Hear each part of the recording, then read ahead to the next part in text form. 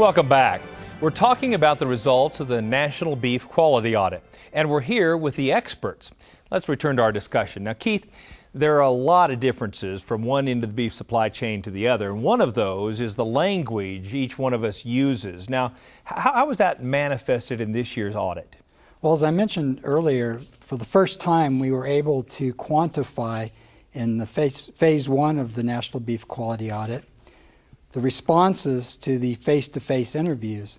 One of the questions that we asked this time around was, how do you define various attributes associated with beef quality? Mm-hmm. And we sort of divided that up into 7 categories of quality, if you will.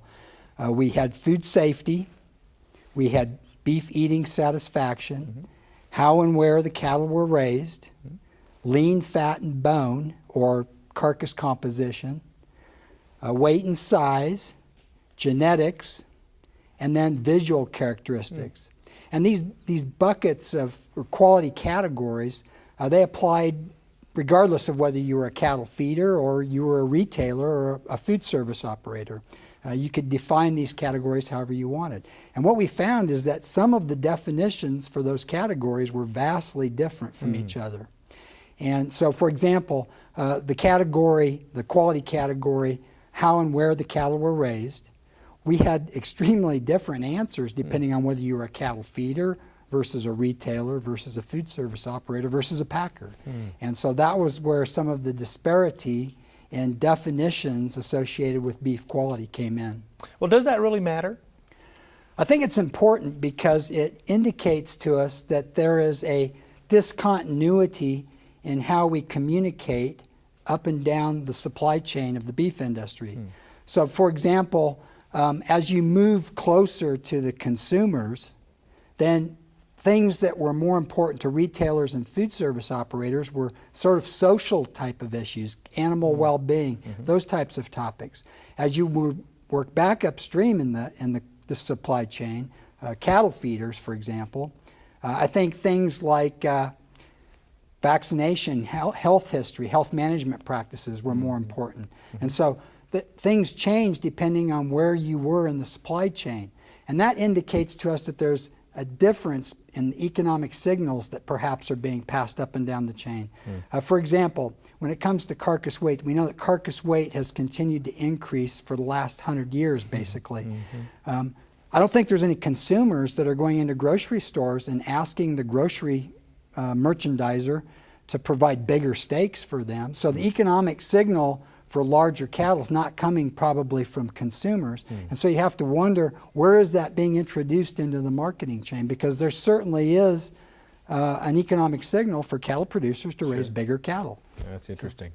Jeff, tell us about the findings about quality from a packing plant perspective. Well, one of the things I want to share with you and with the audience is the level of bruising that we found this time.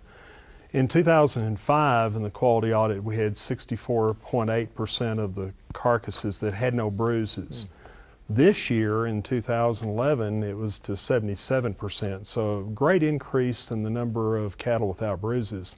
And I think it's a tribute to the work that the cattle producers are doing and all the attention that's been paid to animal handling and trucking and offloading and things like that are making a big difference in the number of bruises that cattle have today. That's great news. Good.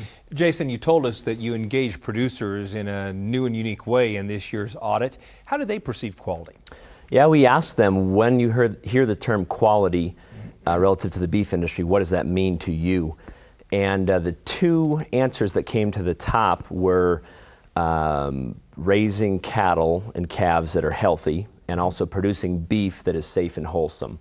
So it was pretty clear that producers equate these 2 concepts with quality, and up until this point we really didn't have a great idea of what they thought quality was. So do producers believe they can make a difference in terms of quality? Yeah, we actually asked them further, how do you think you influence quality? And 96% of them said that they actively do something on their farm or ranch to influence quality. And the number 1 reason was preventative health care, such as vaccines, as a way of trying to proactively influence quality in the beef chain. And we also found out that 9 out of 10 producers that responded to the survey have a relationship with their veterinarian related to the use of animal health products. We call that a veterinary client-patient relationship as a technical term, but it's a great way to make sure you are properly using preventative health care and also properly using health treatments for animals that might be sick. So a lot of producers are being very proactive with health care as it impacts quality. So Jason, can the quality improvements we see at the packing plant be attributed to the improvements that producers have made? Yeah, I think we could actually give quite a bit of credit to the Beef Quality Assurance Program for some of the improvements. One of the examples would be injection site lesions. And what we found in our survey was that currently 87% of producers choose to give an injection in the neck region, front of the shoulder of an animal, versus historically it tended to be in the rear of an animal and devalued some cuts. And we also found that 84% of producers would prefer using a subcutaneous method under the skin rather than intramuscular, again, trying to avoid causing injection site lesions. So some really big improvements on injection sites that we can truly say producers have changed the way they're doing things. That is encouraging. So just how widespread is BQA? Well, that is one of the questions we directly asked. We said, have you ever been to a meeting that talked about how to reduce quality defects? And 78% of producers said that they had attended such a meeting. And then we asked, have you ever heard of beef quality assurance? And 87% of producers indicated that they had heard of that. We asked those, just the people that's responded yes to that question, have you ever gone through a beef quality assurance training meeting? And 71% said that.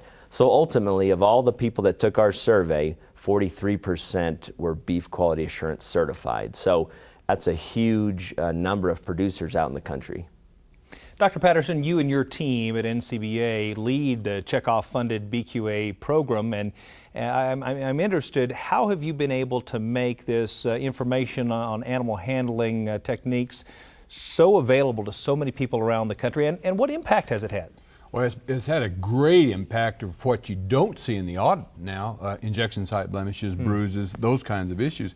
How did we get that accomplished? We got that accomplished by going through our state BQA coordinators, their educators, the state beef councils, their educators, the state cattlemen's organizations, the guys that are the state beef specialists. They all teach proper BQA protocols and procedures. In addition to that, we've got a great communications team that puts the information out nationally, as well as beginning to use things like Facebook and webinars. So we think we've got a good communications program to get this information out. And you can get more information on the beef quality audit by visiting bqa.org. We're so excited to be bringing the results of the National Beef Quality Audit to our audience. Our discussion continues right after this.